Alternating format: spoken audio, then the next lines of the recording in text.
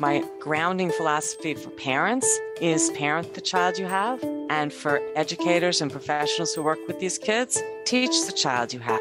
Mm-hmm. We have to connect with them. We have to understand them. We have to understand what is getting in the way of them meeting our expectation. Welcome to the Soaring Child Podcast, where parents of children with ADHD learn tips and tricks to help their child soar at home, at school, and in life. We feature interviews with experts, medical professionals, and parents just like you who are learning how to reduce ADHD symptoms using food and other natural strategies. Because children with ADHD deserve to soar just like every other child. I'm your host, Dana Kay. Hello, parents. Welcome to the Soaring Child Podcast. Now, back in the day when my son was struggling big time at school, he used to get punished for things he just couldn't control. He had recess taken away on so many occasions, and I just didn't know how to get his school and teacher to understand that was not the best approach for him. If this sounds familiar, if your kiddo is currently struggling at school and you just don't know how to help your child's teacher help your child, then today's episode is a must listen. I'm Dana Kay, your host, and today we're talking with Cindy Goldrich. Cindy is a mental health counselor, certified ADHD Clinical Service Provider, author, and teacher trainer. As an ADHD specialist, she supports parents, educators, and other professionals to address the impact of ADHD and executive functioning on learning, motivation, and behavior. Now it's time to welcome Cindy Goldrich to the Soaring Child. Hi, Cindy. Thank you so much for joining us today. Oh, my pleasure. Thanks so much for having me. You're more than welcome. I am really, really excited to delve deep in with you. We get asked so many questions about how parents of kids with ADHD can work with their teachers to make that learning experience, so much smoother for both sides. And I am so glad that you were able to come on today's podcast because I really wanted, I know that you teach teachers. And I think that having that perspective as well as the parent, I know you do parent coaching and also teaching the teachers. And so I think having that both sides is just so wonderful. And so I'm going to launch in and try and, pull out as much gold as possible. So let's start at the beginning. When you teach teachers, what is the first thing you teach them? Great question. The first thing I want teachers to understand is what it's like to be this child, what it's like to be this child in the classroom. I'm a big believer that at this point, you can go to Google and you can find lots of information on how to help the kid do this and this and this, right? How to build executive function skills. It's not about seeing a list and trying a tool or a strategy. It's about understanding the child. So the first thing I do is I spend, and usually when I do a full day training, it's probably about 2 hours on a deep dive on the social and emotional impact that ADHD and executive function challenges have on learning, motivation, behavior, family system, right? How it's impacting what goes on once the child goes home. Because very often the teachers are wonderful and well-meaning, but they don't have a kid like this themselves. They don't really understand the full picture.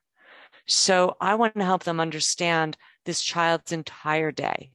And whether the teacher is a kindergarten teacher or a middle school teacher or a high school teacher, I think it's really important for them to have that understanding so that they can work more effectively with the student. I think that's a wonderful, wonderful place to start because, if you don't have a child like this or you've never experienced ADHD, you can't possibly understand what it's like. Can you lift the lid on that a little bit and, what do you share with them? Well, the first thing I do is I help them understand what is ADHD not just the definition in the DSM, but what is it really? What are and then what are the patterns of behavior that we're seeing in these kids? I'll give you an example. One of the things I always teach, and I do this with the parents that I work with, as well as the educators. And I also work with therapists and speech language pathologists and occupational therapists, really anyone that's supporting the kids. And one of the first things I do is I help them understand executive functioning for all people, right? Because we all have executive function. It's the front part of the brain. It's where we, where we activate, where we do what we intend to do. So let's take one example of working memory. And I'll explain that. And here's what I would explain. If you say to your child, hey, do me a favor, go upstairs, get your backpack, your shoes, your tennis racket. On the way downstairs, could you get my water bottle and see if I shut my light off? And when the child comes down, if they came down, right, and they don't come down with everything, what is the emotional reaction of the adult? How do we react? Why didn't you do this? Why didn't you do this? I asked you to do this. Exactly. That frustration, that judgment, all of that, because we're dealing with a kid who, all intents and purposes, is very intelligent. We know he's perfectly capable of doing what we've asked him to do. And the same example could be done, in the school. At the end of the day, make sure you pack up your materials, you go to your locker, right? Those multi-steps. So I want to help them understand, well, what really is working memory? Working memory is not your short-term memory. It's not, hey, I need juice, eggs, and milk. And it's not your long-term memory. Your childhood phone number, for instance, right? We all know that. Kids today don't know their phone number, right? They don't have to memorize it. It's in their phone. But the working memory, that's when we're integrating what is in front of us, the challenges, the things we need to do with what we already know, and balance all of that with everything else going on for us. So it's really not quite as simple as, could you do X, Y, and Z? Once I explain all of that, then we're on the beginning of a journey. Because now I'm saying, okay, so if you're noticing a pattern of behavior, and whether we're talking about working memory or processing speed or self-talk, any of these things, when we're noticing a pattern of behavior, then we start to say, well, what can I do to support that deficit? Because that's likely a deficit. These are skills, right? We call them executive function skills, just like reading and writing and math. You have to learn them and practice them. Exactly. So what do teachers do in that instance? Well, one of the things you could do is, if you are giving a student a task, right, that has, let's say, multi-steps, first thing we want to do is some kind of visual support, right? Maybe you're going to write the directions on the board. Maybe you're going to show an example. I remember I was once observing in a kindergarten class so that I could help the teacher. Yeah. And she did a beautiful job of explaining how to write the letter A.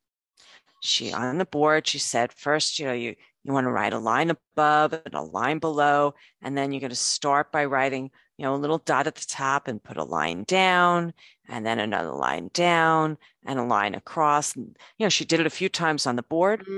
And then she said to the kids, all right, guys, everyone take out your own whiteboard, as she's erasing her board. And she's saying, okay, I want you to write 5-letter A, 5 letters A.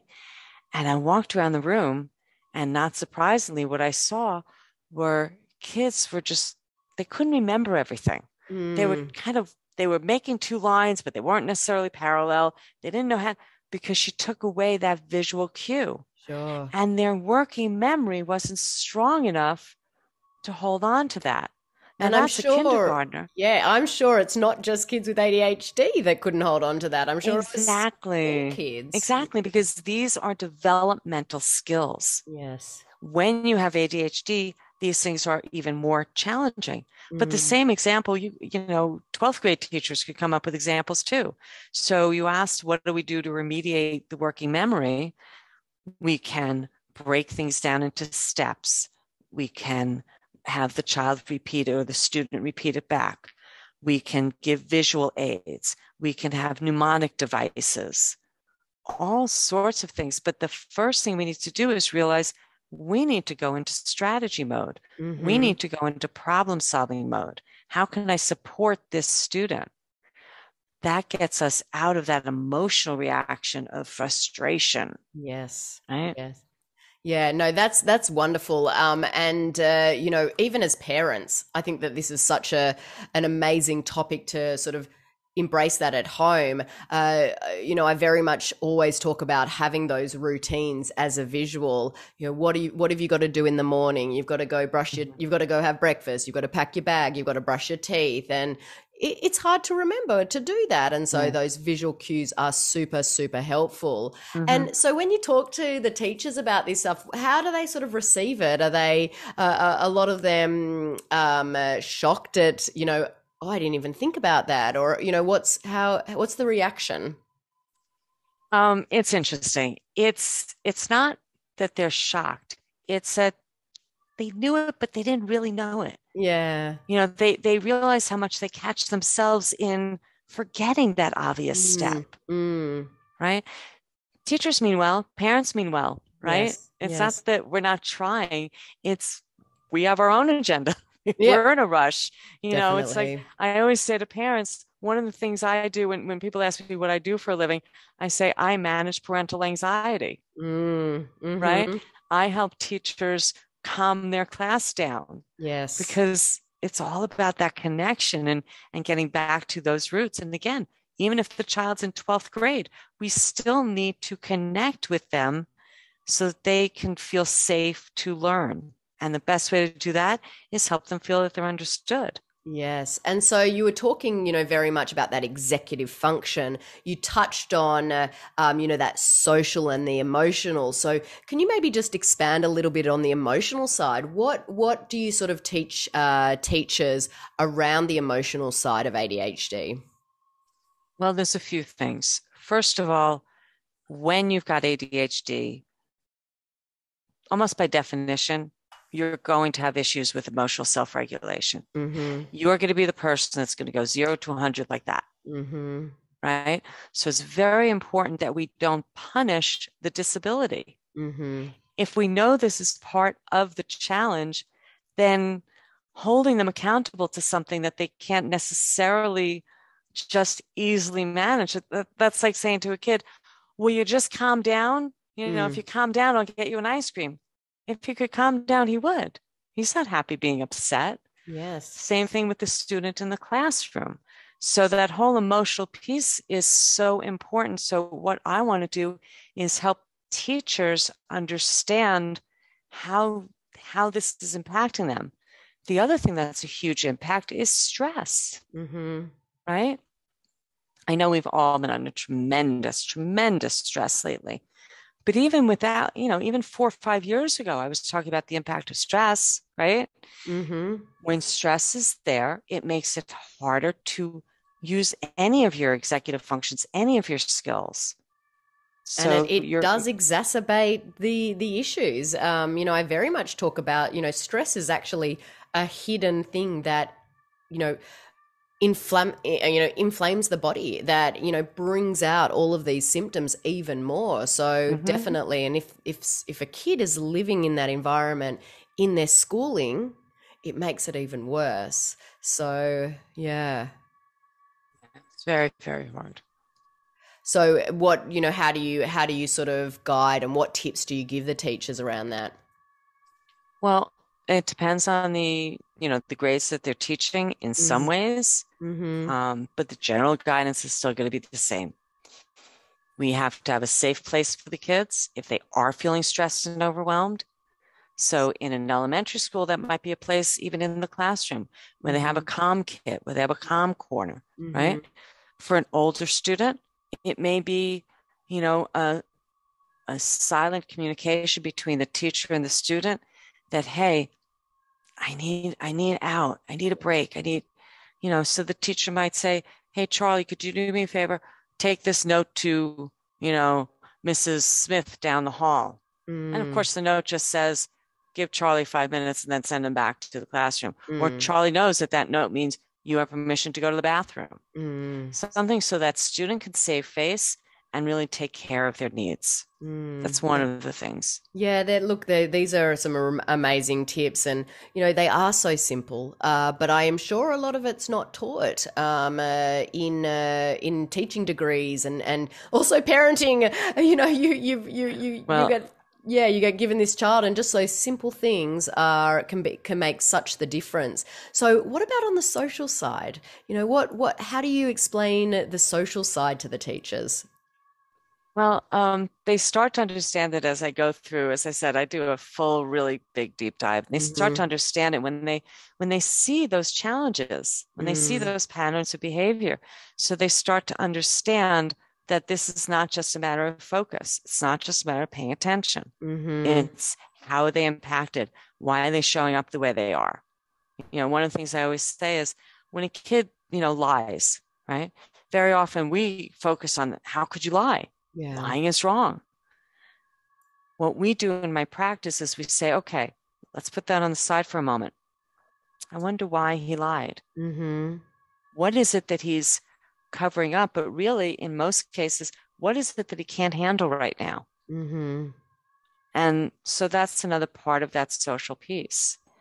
The other thing that I really do is I really help teachers and parents understand how to empower the student so that they feel like they've got a role and a responsibility in what's going on in their lives and in the classroom and at home.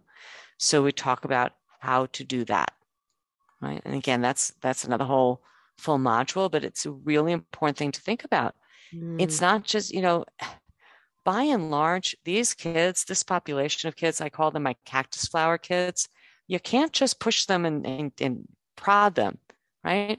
They need their independence. They need to kind of figure things out, but they're gorgeous on the inside. Yes. They're beautiful. They're wonderful, but we need to help them figure out their best way. Definitely. We can't just tell them. Yeah, I love that you teach them to empower them. Oh, I want to dive deep into that one, but I know that we probably don't have, enough time just to dive into that empowerment. Maybe I'll have to get you back to discuss that, because I think that is a huge one, and I know that many of the listeners out there would really want to, learn more about how to empower them. What's the most common question that you get asked by teachers? How can I get Johnny to XYZ? Yep. Pay attention, stop moving, stop fighting, be on time, turn yourself. How do I get him to? Yes. Right.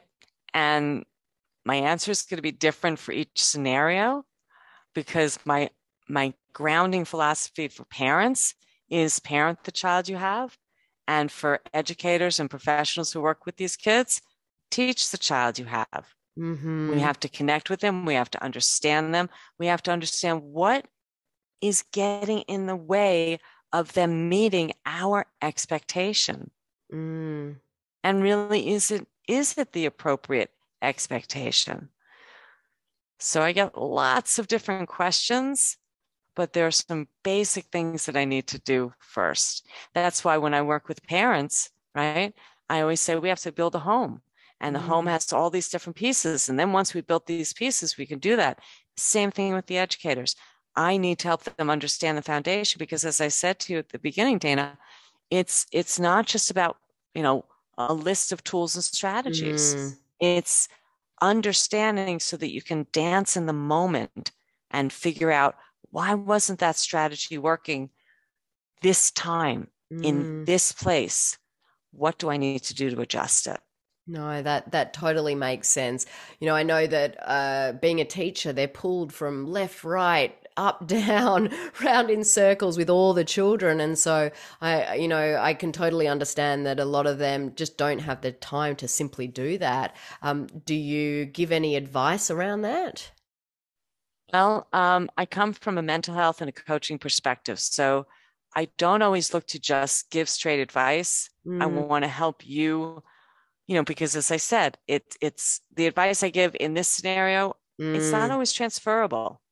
So I want to help you come up with that place, if that makes sense. Yeah. One of the interesting things, my daughter, by the way, is an elementary ed special ed teacher, and she co-wrote my second book, the bigger book that's behind me, the ADHD Executive Function. And we literally talk every day. And I would say part of our day is always about what's going on with her kids, what's going on with my parents, of course, confidentiality. Yes. But it's interesting how nuanced these things really are, and how when you have this foundation of understanding this challenge, it's so different.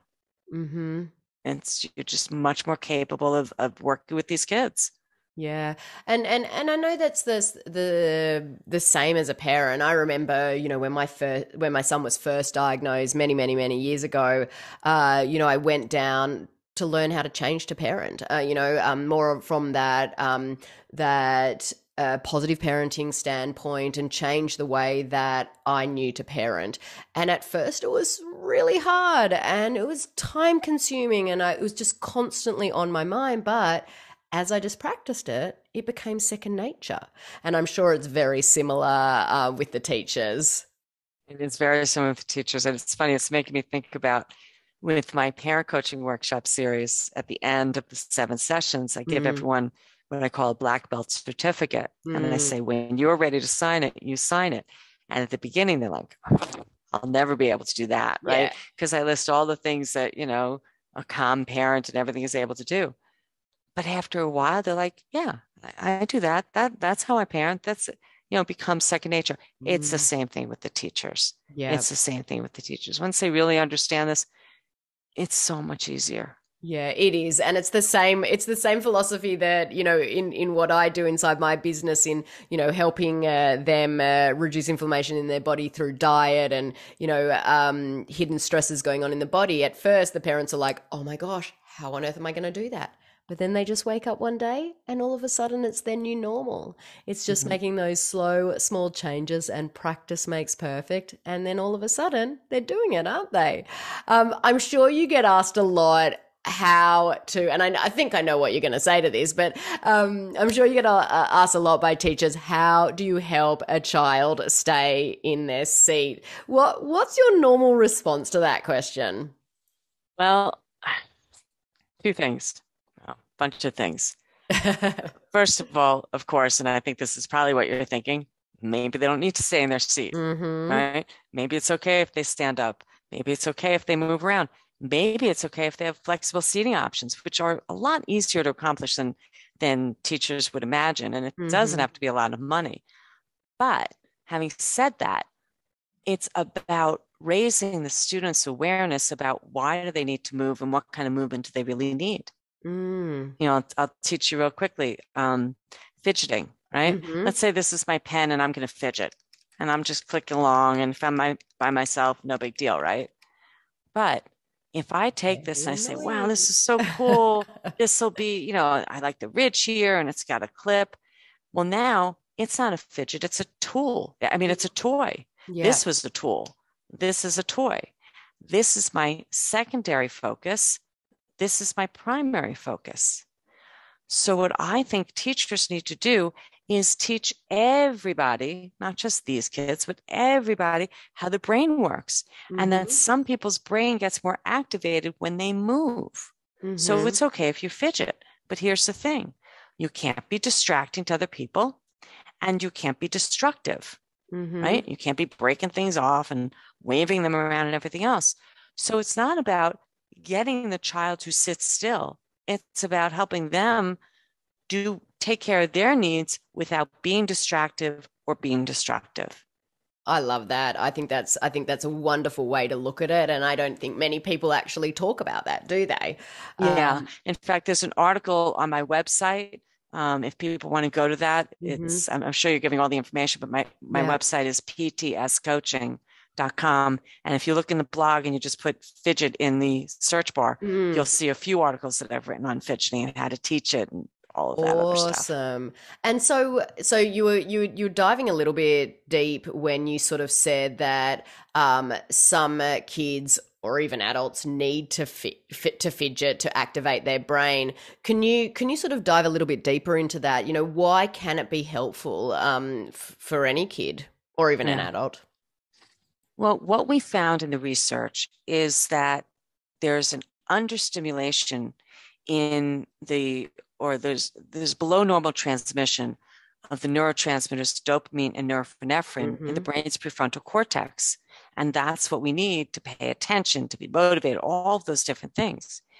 For some people, movement stimulates those networks. Okay. So it actually helps them pay attention, right? So that's why it's so important. And movement doesn't have to just be physical movement. It could be chewing, right? They actually found that chewing gum for some kids will help them do better on a test. Not me. I can't chew gum and think at the same time. But for some people, it does, right? So some people, music is going to help, right? And it doesn't have to be classical music. It could be heavy rock and roll, as long as it's not their primary focus, as long as it's not the song that they're wanting to learn the words and the rhythm to. Right? Yeah. That makes total sense. I remember, before, when my son was really struggling, I bought the necklace with the chew toy on the end and sent him to school with that. And I bought all the fidgets. And because he used to chew on his collar. And, I get asked all the time, my son just doesn't stop chewing on his collar. But, now he doesn't. We've been able to reduce those symptoms, but totally understand that. It's a way to sort of focus the brain. Do you have a favorite fidget toy, or is it just whatever works for that child? Whatever works. Yeah. It's whatever works. And sometimes, honestly, it needs to be changed all the time. But one of the things people don't always think of is it could be a bracelet. Forgive me, I have a little hand issue, but it could just be a bracelet, right? It could be a ring. It could be a fidget ring. It doesn't have to be this different thing. Yes. Right? Yeah. Because I know a lot of kids will be like, well, I don't want to be different. So I love the idea of a ring that they can just fidget on their finger with. It actually has things called spinner rings, where it has like two sections to it, the part that's the ring, and then an outer part that actually moves around the ring. So I think that's a wonderful idea. And I know that even my other son, who doesn't have ADHD, would love that. So I might be Googling that one later. Thank you for that tip. Now, as we finish up, you said so many wonderful tips for teachers and parents even.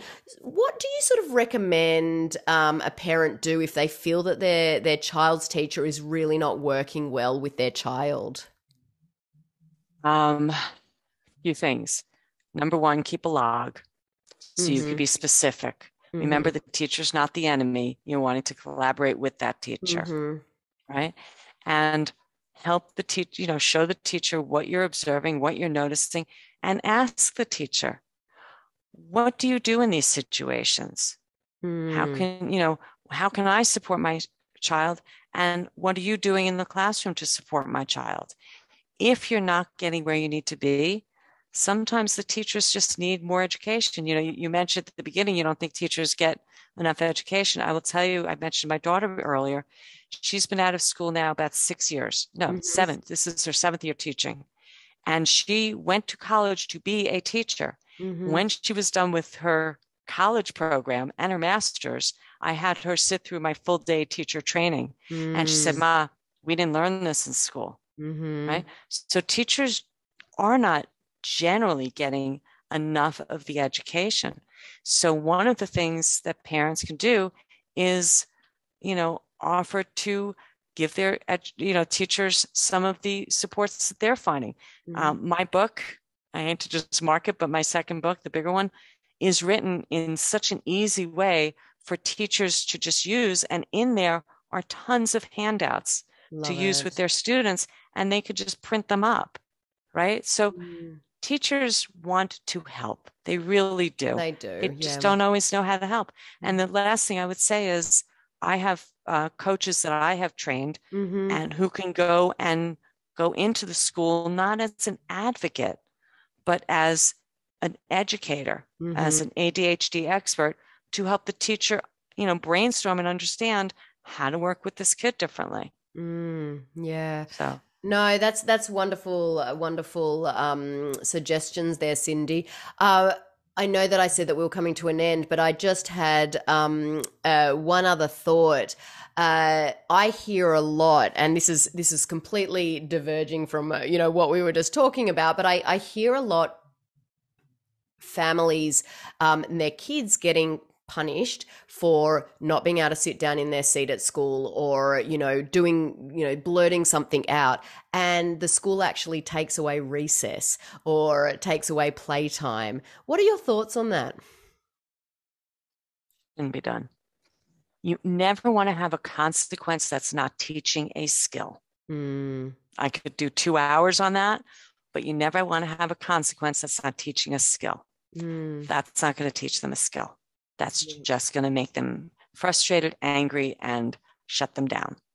What are some other ways to teach them a skill? I know that we want to tie it with whatever the behavior was, but maybe just as we go out in this episode, give the parents a couple of little tips on, if that happens to their child, what are some other ways that If that happens to the child, I would want to sit down with the teacher and understand what was going on.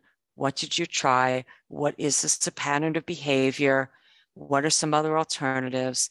And then I'd want to engage the student and say, hey, you know what? This is what we're noticing. I wonder what's going on and what we could do to make this situation better.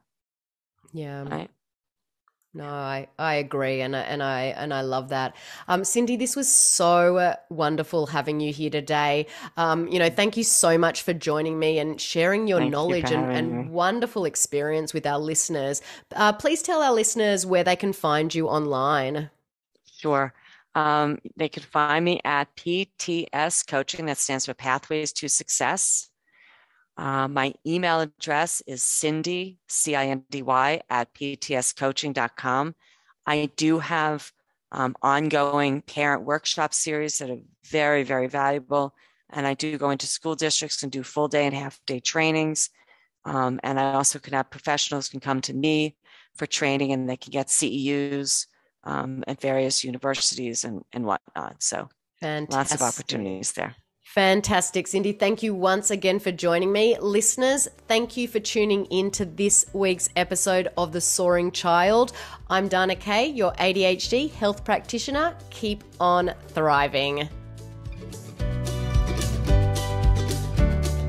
Thank you for listening to the Soaring Child podcast today. To learn more about how to help your child with ADHD soar using natural strategies, visit our website at ADHDthriveinstitute.com and follow us on social media at ADHD Thrive Institute.